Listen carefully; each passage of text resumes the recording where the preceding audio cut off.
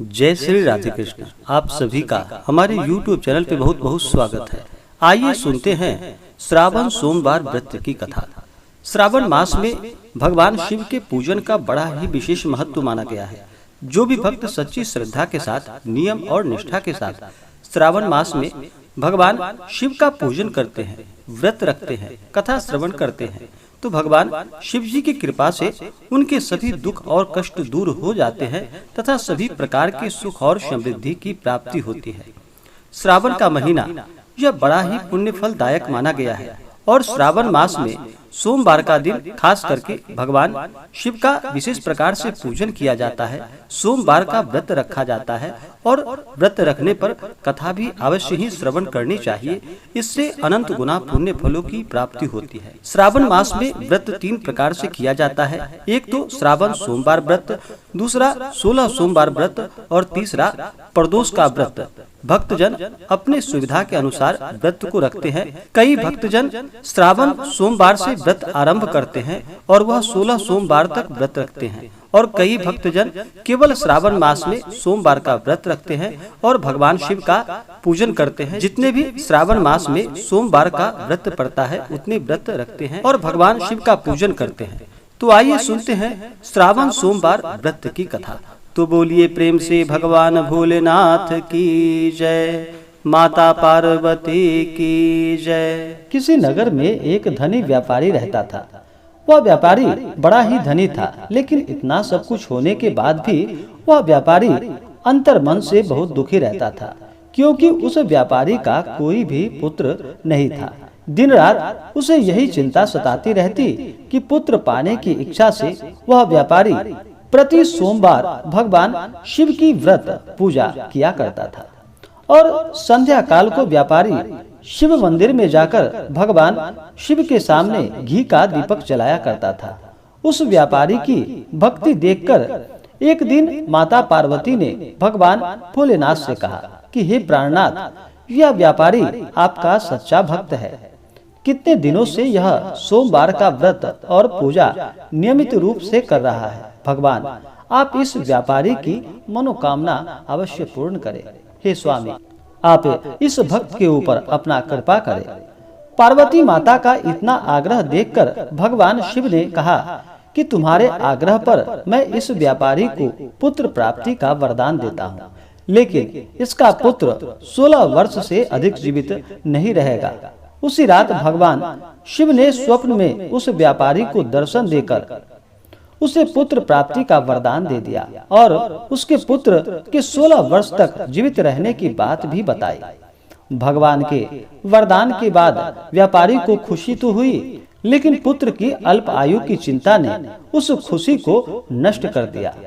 व्यापारी पहले की तरह सोमवार का विधिवत व्रत करता रहा। कुछ महीने पश्चात उसके घर में अति सुंदर पुत्र उत्पन्न हुआ। उसमें व्यापारी के घर में खुशियां भर गई। बहुत धूमधाम से पुत्र जन्म का समारोह मनाया गया। व्यापारी को पुत्र जन्म की अधिक खुशी न हुई, क्योंकि उसे पुत्र की अल्प आयु के रहस्य का पता था। यह रहस्य घर में किसी को भी मालूम न था। विद्वान ब्राह्मणों ने उस पुत्र का नाम अमर रखा। जब अमर 12 वर्ष का हुआ तो शिक्षा के लिए उसे वाराणसी भेजने का निश्चय हुआ। व्यापारी ने अमर के मामा दीपचंद को बुलाया और कहा कि अमर को शिक्षा प्राप्त करने के लिए वाराणसी छोड़ आओ। अमर अपने मामा के साथ शिक्षा प्राप्त करने के लिए चल पड़ा। रास्ते में जहाँ भी अमर और दीपचंद रात्रि में विश्राम के लिए ठहरते, वहीं यज्ञ करते और ब्राह्मणों को भोजन कराते जाते। लंबी यात्रा के बाद अमर और दीपचंद एक नगर में पहुँचे। उस नगर के राजा की कन्या के विवाह की खुशी में पूरे नगर को सजाया गया था। निश्चित समय पर बारात आ गई, लेकिन वर का पिता अपने बेटे के एक आंख से काने होने के कारण बहुत चिंतित था। उसे यह बात का भय सता रहा था कि राजा को इस बात का पता चलने पर कहीं वह विवाह से इनकार न कर दे, इससे उसकी बदनामी होगी। वर के पिता ने अमर को देखा तो उसके मस्तिष्क में एक विचार आया। उसने सोचा क्यों न इस लड़के को दूल्हा बनाकर राजकुमारी से विवाह करवा दूं। विवाह के बाद इसको धन देकर विदा कर दूंगा और राजकुमारी को अपने नगर में ले जाऊंगा। वर के पिता ने इस संबंध में अमर और दीपचंद से बात की। दीपचंद ने धन मिलने के लालच में वर के पिता की बात स्वीकार कर ली। अमर को दूल्हे के वस्त्र पहनाकर राजकुमारी चंद्रिका से विवाह करा दिया गया। राजा ने बहुत सा धन देकर राजकुमारी को विदा किया। अमर जब लौट रहा था तो सच नहीं छिपा सका और उसने राजकुमारी की ओढ़नी पर लिख दिया, राजकुमारी चंद्रिका, तुम्हारा विवाह तो मेरे साथ हुआ है। मैं तो वाराणसी में शिक्षा प्राप्त करने के लिए जा रहा हूँ। अब तुम्हें जिस नवयुवक की पत्नी बनना पड़ेगा वह एक आंख से काना है।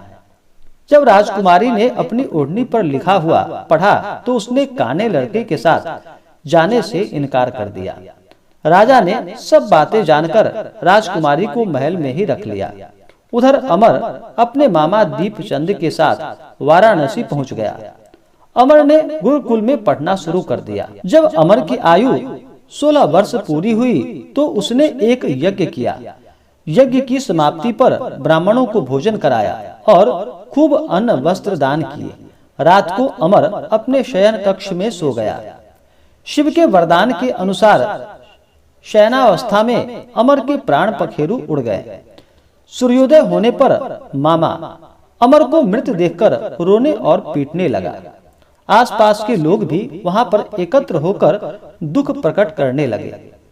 मामा ने रो रो कर बुरा हाल कर लिया और विलाप करने के स्वर समीप से गुजरते हुए भगवान शिव और माता पार्वती ने भी सुने। पार्वती माता ने भगवान शिव से कहा कि हे प्राणनाथ, मुझे इसके रोने के स्वर में अब मुझसे सहन नहीं हो पा रहा।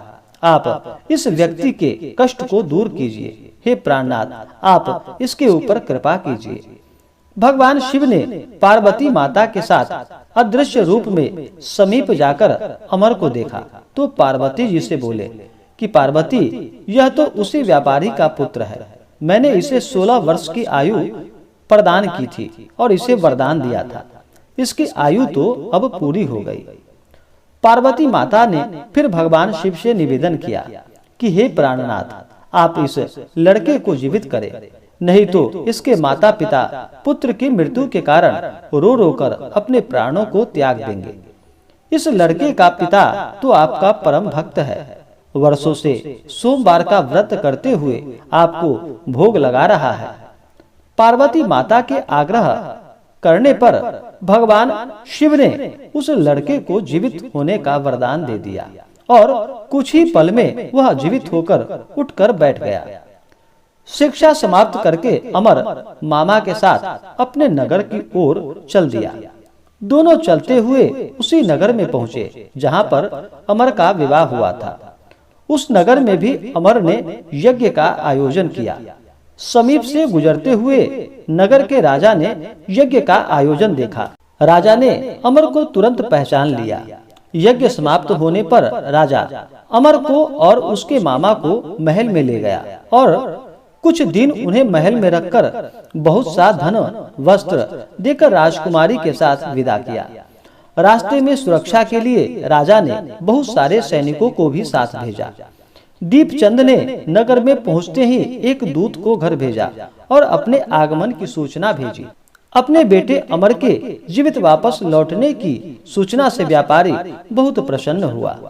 व्यापारी ने अपनी पत्नी के साथ स्वयं को एक कमरे में बंद कर रखा था। भूखे प्यासे रहकर व्यापारी और उसकी पत्नी बेटे की प्रतीक्षा कर रहे थे।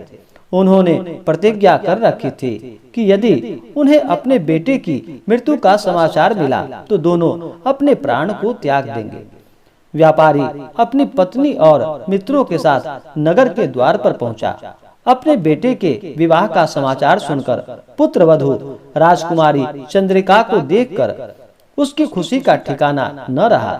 उसी रात भगवान शिव ने व्यापारी के स्वप्न में आकर कहा कि हे श्रेष्ठी, मैंने तेरे सोमवार के व्रत करने और व्रत कथा सुनने से प्रसन्न होकर तेरे पुत्र को लंबी आयु प्रदान की है। व्यापारी बहुत प्रसन्न हुआ। सोमवार का व्रत करने से व्यापारी घर में खुशियां लौट आई। शास्त्रों में लिखा है कि जो स्त्री पुरुष सोमवार का विधिवत व्रत करते हैं और व्रत कथा सुनते हैं, उनकी सभी इच्छाएं पूरी होती है। तो बोलिए प्रेम से भगवान भोलेनाथ की जय, माता पार्वती की जय। इसी प्रकार से जो भी भक्त सच्ची श्रद्धा के साथ, नियम और निष्ठा के साथ श्रावण मास में सोमवार का व्रत रखते हैं, कथा श्रवण करते हैं, भगवान शिव जी की कृपा से उनके सभी मनोरथ पूर्ण होते हैं तथा सभी प्रकार के सुख और समृद्धि की प्राप्ति होती है। तो आशा करता हूँ कि यह जानकारी आपको अच्छा लगा हो। ऐसे ही ज्ञानवर्धक जानकारियाँ प्राप्त करने के लिए हमारे इस चैनल पे अगर आप नए हैं तो चैनल को लाल बटन दबा करके सब्सक्राइब करें, साथ में बेल आइकन घंटी दबाएं ताकि मेरे वीडियो का नोटिफिकेशन आपको समय से मिलता रहे। वीडियो को लाइक करें, शेयर करें। सुखी रहे और स्वस्थ रहे। जय श्री राधे कृष्ण। धन्यवाद।